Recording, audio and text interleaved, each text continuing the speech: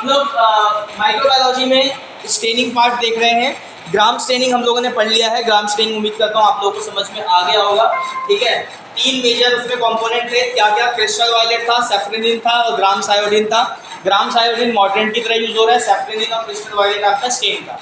ठीक है, एक डीकलराइजर था और उसके अलग अलग तरीके से स्टेप्स थे। स्टेप करने के बाद आप ऑब्जर्व कर पा रहे थे कि हाँ किस तरीके का आपको जो ग्राम पॉजिटिव बैक्टीरिया और ग्राम नेगेटिव बैक्टीरिया है वो दिखाई देता है। किसने डेवलप किया था? तो हैंस क्रिश्चियन ग्राम 1884 में इन्होंने डेवलप की ये टेक्निक और इन्होंने नाम दिया था इस टेक्निक का ग्राम्स स्टेनिंग। ठीक है, आज का टॉपिक है हमारा acid fast bacilli staining, AFB stain. AFB staining, acid fast bacilli staining. ठीक है, एसिड फास्ट बैसिलाई स्टेनिंग क्या कहती है? Acid fast staining bacilli stain जो है वो किसने की थी? तो जेल नेल्सन, ये साइंटिस्ट थे जेल नेल्सन, ये साइंटिस्ट है, इन्होंने डेवलप किया था। डेवलप तो ये क्या कह सकते हो आप, इन्होंने मॉडिफाई किया था इसी स्टेन को।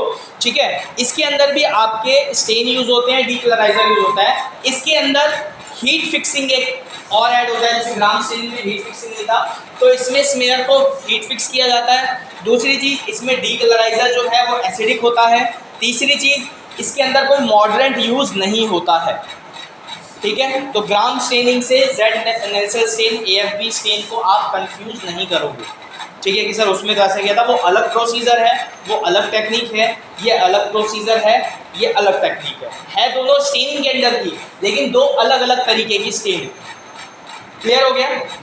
ठीक है, तो ये जो डेवलप किया गया था ये mycobacterium tuberculosis, specific type of bacteria इसके लिए आइडेंटिफाई किया जाता है, जिसको हम TB बैक्टीरिया भी बोलते हैं। माइक्रोबैक्टीरियम ट्यूबरक्लोसिस के लिए ये स्पेसिफिक स्टेन की जाती है perform. AFB, acid fast bacilli staining technique, specific mycobacterium tuberculosis के लिए आइडेंटिफिकेशन के लिए की जाती है। और कॉमन सैंपल टाइप इसके अंदर स्पूटम सैंपल आता है। Common sample type sputum sample इसके अंदर में आता है। ठीक है,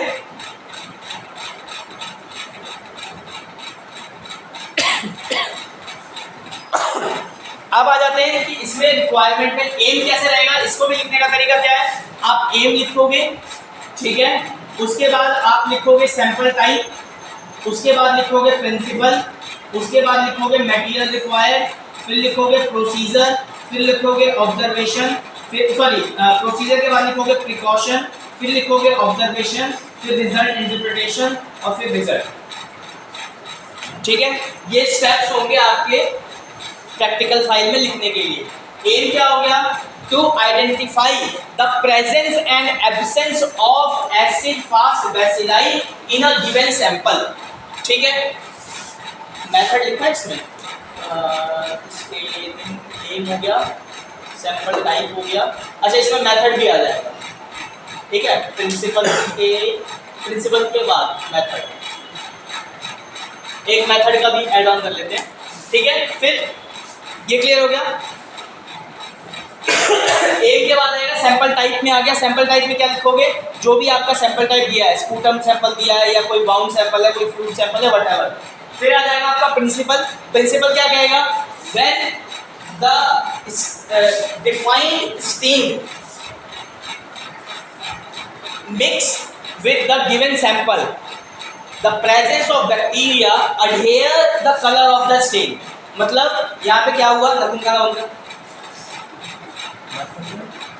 यहाँ इसका मतलब क्या हुआ? यहाँ ध्यान दो कि जब सपोज ये एक स्लाइड है, ठीक है, ये हमारी एक स्लाइड है, अगर इसके ऊपर स्मेयर में वो बैक्टीरिया ट्यूबरक्लोसिस का प्रेजेंट है, तो जब मैं इसके ऊपर वो स्टेनिंग का कलर डालूंगा, ठीक है, तो वो कलर अटेन करेगा, वो कलर एब्जॉर्ब कर लेगा, और नहीं होगा तो नहीं करेगा।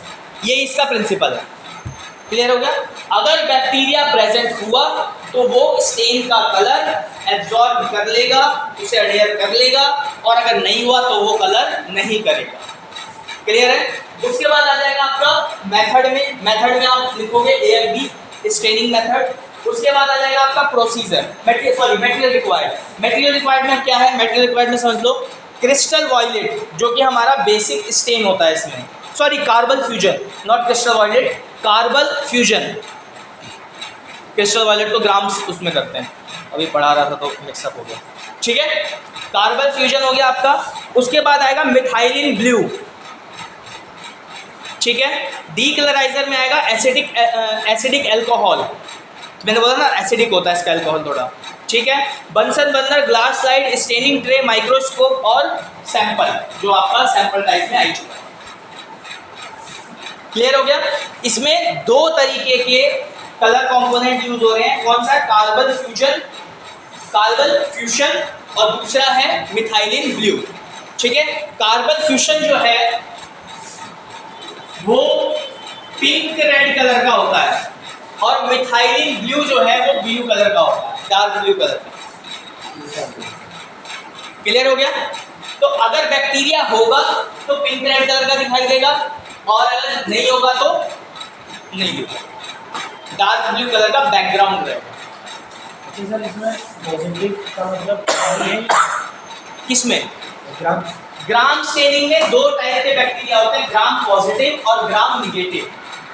ग्राम निगेटिव अलग टाइप के बैक्टीरिया हैं, बैसिलस रॉड शेप के नजर आते हैं, पॉजिटिव अलग टाइप के बैक्टीरिया है। यहाँ पे एसिड फास्ट बैसिलाई जो है ये बताता है कि बैक्टीरिया प्रेजेंट है या नहीं। इसमें कैसा होता है, इसमें ये फील्ड देखोगे ना तो बैकग्राउंड आपको कैसा दिखाई देगा, ब्लूइश कलर का दिखाई देगा, ठीक है। और उसके अंदर पिंक रेड कलर के आपको बैक्टीरिया दिखाई देंगे, बैसिलाई दिखाई देंगे, ऐसे। क्लियर हो गया, क्लियर है बेटा, ठीक है। तो यहाँ पे क्या है, अब आ जाते हैं रिक्वायरमेंट में। कार्बन फ्यूजन के अंदर क्या क्या होता है, तो बेसिक कार्बन फ्यूजन होता है, इथेनॉल होता है और फिनॉल होता है, ठीक है। कंपोजिशन ऑफ कार्बन फ्यूजन की अगर मैं बोलूँ तो बेसिक कार्बन फ्यूजन होता है जो कि 0.3 ग्राम है, इथेनॉल होता है जो कि 10 ml है और फिनॉल होता है जो कि 5 ml, ठीक है। ये बहुत मतलब उसमें कह सकते हो डीप में हो गया है आपका, लेकिन आपको पता होना चाहिए। डीकलराइजर यहाँ पे जो एसिडिक होता है उसके अंदर 97 ml आपका डिस्टिल वाटर होगा, 3 ml आपका एसिड होगा, तो कितना परसेंट सॉल्यूशन हो गया यहाँ पे 3 ml HCl है और 97 ml डिस्टिल वाटर है, तो कितना परसेंट का HCl सॉल्यूशन बना, 3% ही तो बनेगा। 3 ml HCl डाला, 3 ml HCl डाला और डिस्टिल वाटर डाला 97, अच्छा 97% डिस्टिल वाटर ml, तो कितना परसेंट का सॉल्यूशन बना अल्कोहल का, एसिडिक अल्कोहल का, सॉरी डिस्टिल वाटर नहीं है, अल्कोहल है इसमें, ethyl alcohol, 97 ml ethyl alcohol है, तो कितना परसेंट का एसिडिक अल्कोहल सॉल्यूशन बना, 3% का। क्लियर हो गया भाई। 100 ml टोटल सॉल्यूशन हो गया, देखो 100 ml टोटल सॉल्यूशन है, ठीक है, जिसमें से 97 हमने क्या लिया, इथाइल अल्कोहल ले लिया और 3 ml हमने HCl ले लिया, ठीक है। तो 3% हमारा 100 ml का कौन सा, इथाइल एसिडिक अल्कोहल का सॉल्यूशन बन गया, इथाइल एसिडिक अल्कोहल। क्लियर है, ठीक है। ये आपका जब थर्ड ईयर में जाओगे तो हिस्टोपैथोलॉजी पढ़ोगे तो वहाँ बहुत इंपॉर्टेंट पार्ट है ये, ठीक है। कंसंट्रेशन बनाना, 60% बनाना है, 70% बनाना है, 80% बनाना है, 90% बनाना है, ठीक है। और उसका आइसोप्रोपाइल का यूज़ करना है, ज़ाइलिन का यूज़ करना है, फिर हाइपोक्लोराइड सॉल्यूशन बनाना होता है 1%। तो ये पार्ट जो है परसेंटेज का बहुत इंपॉर्टेंट होता है, आपको पता होना चाहिए। फॉर्मूला मैंने बहुत पहले एक बार बताया था, बाद में भी कभी रिवाइज करा दूंगा। उसके बाद है सर्टन काउंटर स्टेन में जो होती है हमारी, वो दो तरीके की स्टेन यहाँ यूज़ हो रही है, मिथाइलिन ब्लू यूज़ हो रही है, ठीक है, और कार्बन फ्यूजन यूज़ हो रहा है। अब आ जाते हैं प्रोसीजर में। तो सबसे पहले क्या करोगे आप प्रोसीजर में, यहाँ पे स्मेयर, देखो अगेन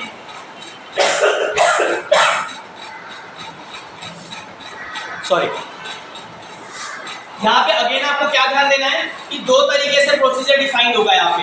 एक होगा कि आपको स्मेयर बनाना होगा, एक होगा कि स्मेयर आपके पास बना हुआ आ जाएगा, ठीक है। एक टेक्नीशियन आपको स्मेयर बना के दे देगा, आपको सिर्फ स्टेनिंग करनी है। एक होता है कि आप ही स्मेयर बना रहे हो, आप ही स्टेनिंग कर रहे हो, तो हम यहाँ पे सबसे पहले स्मेयर से शुरू करेंगे और फिर स्टेनिंग पे जाएंगे। उसका रीज़न है कि यहाँ पे स्मेयर में एक टेक्निक में एक पार्ट यूज होता है प्रोसीजर में, वो होता है हीट फिक्स का। ठीक है, तो समझना, हमारे पास एक कंटेनर में सॉल्यूशन है, सैंपल है, सॉल्यूशन नहीं सैंपल है। ठीक है, हमने इनोकुलेशन लूप पाया, यहाँ बंसन बन गया, बहुत ध्यान से सुनना, बहुत इंपॉर्टेंट है, अभी क्वेश्चन करूंगा जस्ट बताने के बाद ही। ये हमारा बंसन बर्नर या स्प्रिट लैम्प कुछ भी कह लो, या हमने आग लगा दी है, इसमें जिंदगी में वैसे भी बहुत आग लगी हुई है, थोड़ी यहाँ भी लगा दो। ठीक है, ये हमारी इनोकुलेशन लूप वायर है। ठीक, अब हमने क्या करना है, इनोकुलेशन लूप वायर को सबसे पहले रेड हीट करना है, स्टेरलाइज करना है। तो क्या करेंगे, इसको आग में झोंक देंगे, यानी आग में एंटर करेंगे। ठीक है, इसको कहते हैं स्टेरिलाइजेशन को रेड हीट मेथड। क्या बोलेंगे, red heat method. Red heat method से जैसे इसको फायर के कांटेक्ट में लाएंगे, ये क्या होगा, ये पूरा निक्रोन का वायर जितना फायर के कांटेक्ट में आएगा उतना रेड हीट हो जाएगा, तो लाल हो जाएगा। ठीक है, उसको हटाएंगे, इमीडिएटली कूल डाउन हो जाएगा। इनोकुलेशन लूप वायर से यहाँ पड़ा हुआ सैंपल को उसको प्रिक करेंगे।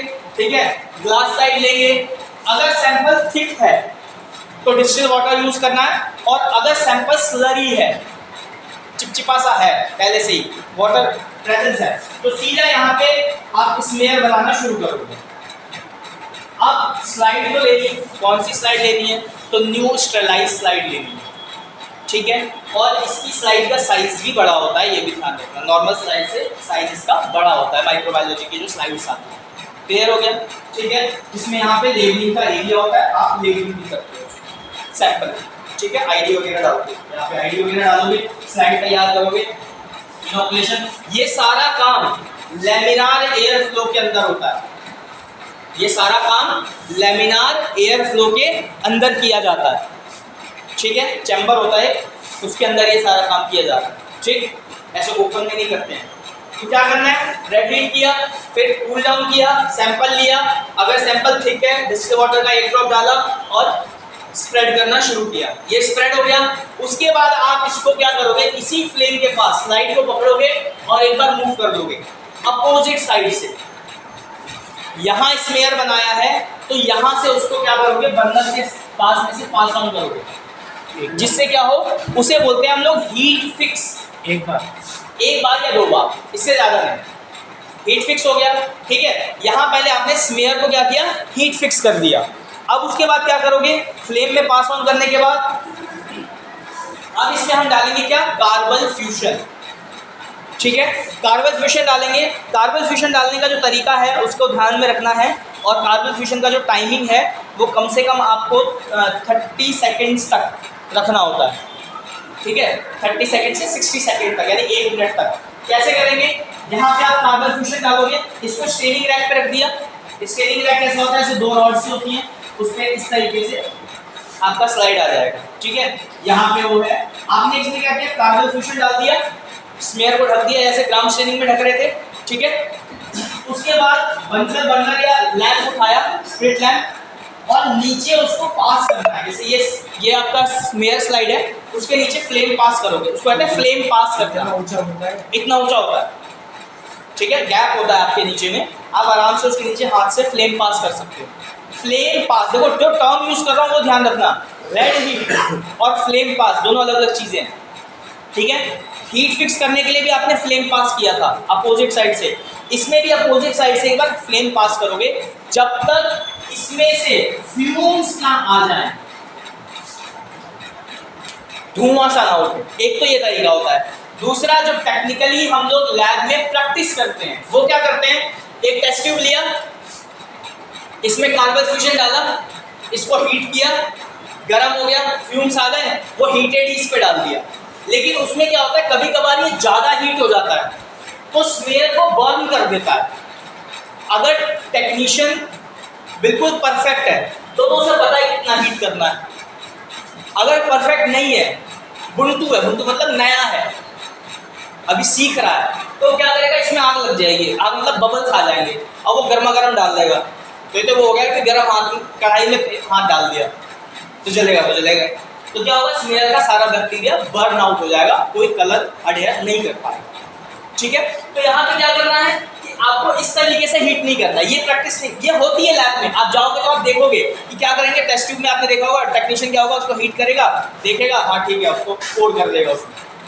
अब होगा सर आपने तो ऐसे बताया था, वहाँ पे कुछ और ही चल रहा है। तो मैं वहाँ वाली चीज़ भी बता रहा हूँ, वो हीट उनको आइडिया होता है कितना हीट करना है, रूटीन प्रैक्टिस की वजह से। आप क्या करेंगे, आपने पहले डाला, फिर नीचे से उसको हीट फ्लेम को पास करोगे जब तक उसमें से फ्यूम्स ना आए।